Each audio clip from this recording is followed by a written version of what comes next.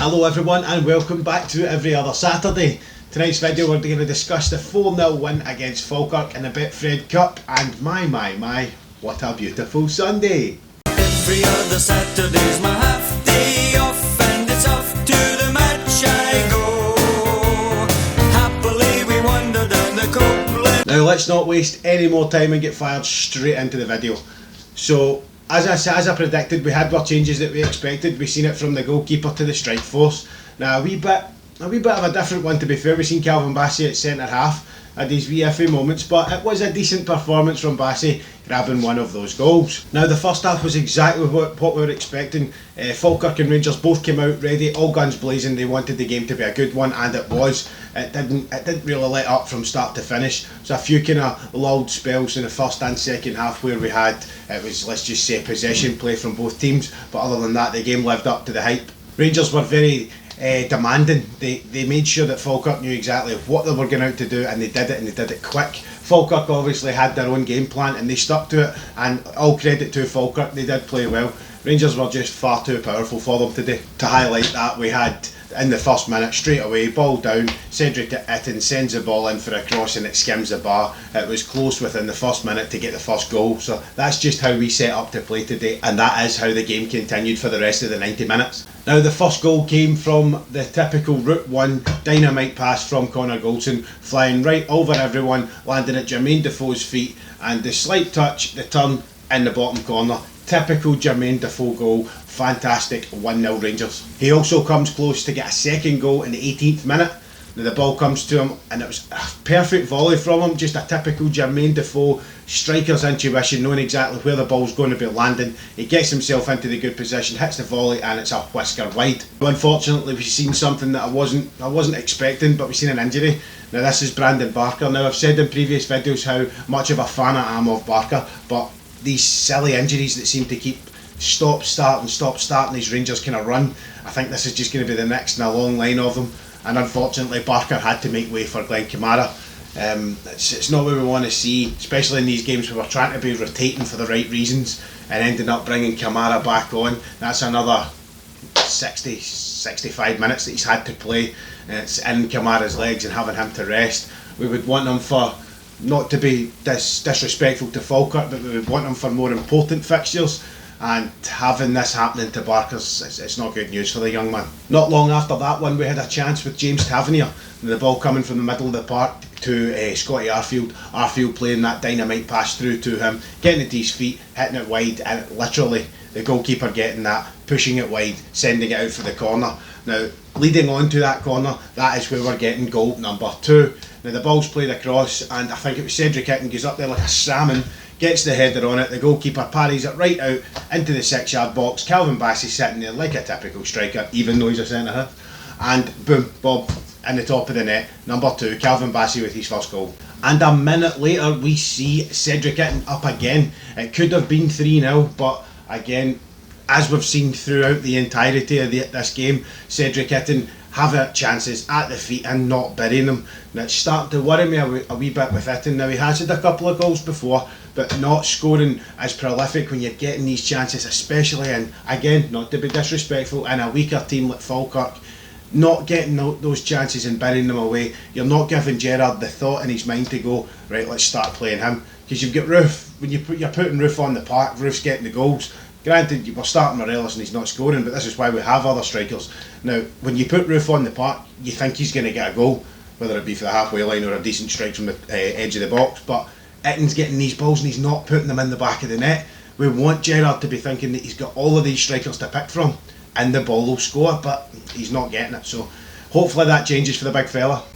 Now Falkirk did have a chance in the first half coming from a corner kick, and the ball was played across. It was a good corner, and I think it was Durran get right up on top of it, but McLaughlin matched it pound for pound, and he got the ball away.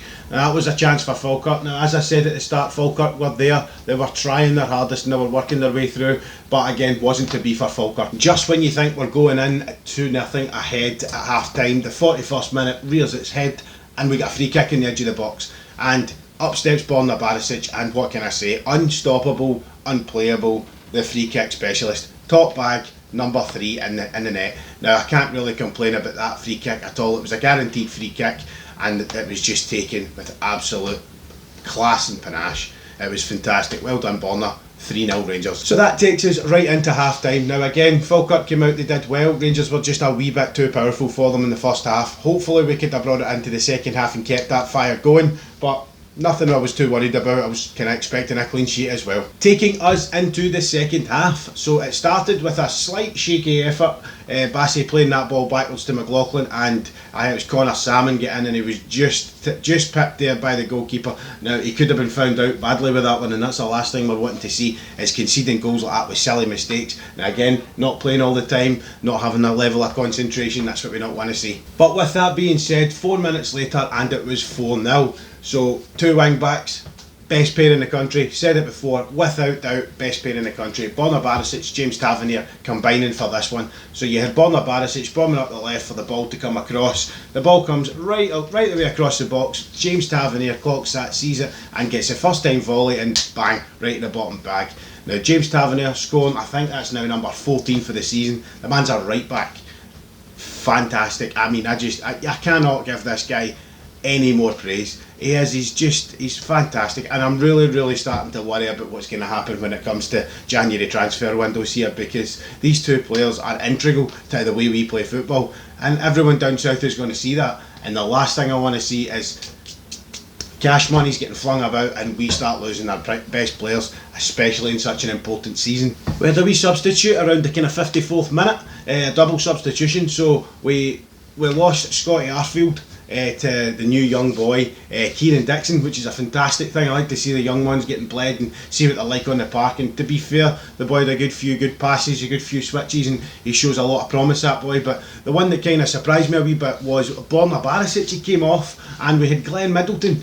We had a wee return for Glenn Middleton. Now again, this is the guy that tried and went over to Hibs and didn't get a chance. Now, not breaking into a Hibs team is difficult, but this is why you're getting a player like him coming to a Rangers side, not being able to break in. But it's good to see him getting in there and getting some minutes in those legs. So welcome back, young man. The next kind of 10-15 minutes was just all possession play really for Rangers and Falkirk, so nothing really to mention on that one, but it was good possession play from both teams. But in the 70th minute we had another kind of double substitution again. So we had Zungu coming off, which again it was enough of a run out for him. He had some good passes, but you could see he was he's not up to scratch yet. So Zungu not being ready isn't something that's going to really affect us too much. It gives him time to bed in, but that kind of length of time on there for 70 minutes, that's a good amount of time to get some minutes in your legs. But him coming off, and we seen Greg Stewart come on in place of him. And we also seen Leon King. Now this guy, I've mentioned him from before in a Football Manager recording that I've done but haven't put out yet. Leon King is fantastic. He's a great 16-year-old boy with so much potential, ready to go, and just probably be one of our best talents if we can keep a hold of him. But he came off for Tav again to give him the time to get a wee rest for a change, because Tav is getting to that kind of time where he's going to start playing every game, and we don't want him to completely get run down. Now in the 77th minute, the young man King worked the ball across to Jermaine Defoe, and the ball get back across again in the front of the box to Cedric Itten. Now again, another chance created, ball played to Itten, hit towards goal, and a goalkeeper saves it. Now again, Cedric Itten, another chance comes begging and doesn't get in the back of the net. It's turning into another Morelos situation here. Gets on, doesn't score, starting to annoy us. Now we need the ball in the back of the net, big man. I know you can do it. So let's work on that. We had a slight concern when we seen Connor Goldson hitting the deck in the middle of the box, but it looks as if it's the two players, McLaughlin and him, have came together when the ball's come in for a cross, and McLaughlin's went up to catch it, and he's got a kind of hit in the back of the calf. Now he get back up and he's seen the game out, so that's all we need to see, but we do not need to see Connor Goldson getting injured at this kind of time in the season. And that takes us to the end of the game, and Rangers run out victors at 4-0. Brilliant performance across the board, Rangers, well done. We've seen the changes, we've seen squad rotation, we've seen 4 goals. Now I did say 3 in my score prediction, but I'll take 4 any day of the week. Again, very happy man this evening. Again, looking at the other side of the city, I don't want to mention too much about them here, but it's actually slightly embarrassing for Scottish football when you see what we're looking at on social media. Now I appreciate they have their issues, but doing that at your own stadium and attacking cars, something needs to be done. And the only reason I'm mentioning this on the video if that was Rangers, I can guarantee the repercussions would be absolutely catastrophic for the team. We would have bans, we would have fines, etc, etc.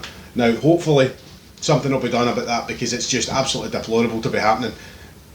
We all know what's going on across there, but come on, let's play a wee bit more sensible here. Now, waiting to just after the game, we've seen that the draw for the quarter-finals of the Cup came on the TV, and Rangers got St Mirren. Now that is a fantastic bit of news in my eyes. I think great team. We're away from home, but it's a good place to go and play football. Now, they're a great team and they're going to give us a fight, but Celtic lost their game, so that is now our trophy to lose.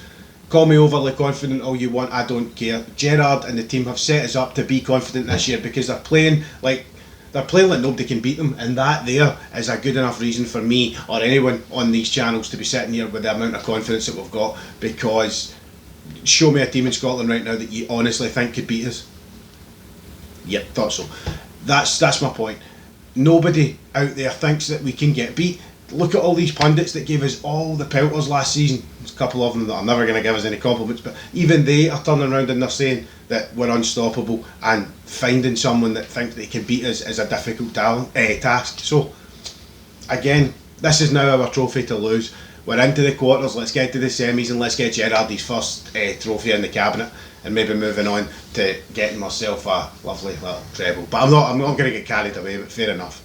So that about wraps up the video. So again, another brilliant win for Rangers, 4-0, good goal scorers, nice bit of team rotation, nothing for us to really complain about. So moving on into the quarter-finals is going to be a good task for us. It's extra games for us, but we have the team now that we know can finish us off. So thanks again everybody for watching. Again, if you could hit us up with a wee like, share and subscribe, get it out to as many people as possible. I see my subscribers is starting to grow, it's fantastic, closer to that number 50, and as I say, get to 50 before Christmas. Let's see if we can hit the number 55 before New Year. So thanks again everyone, this has been every other Saturday, and I'll see you on the next one.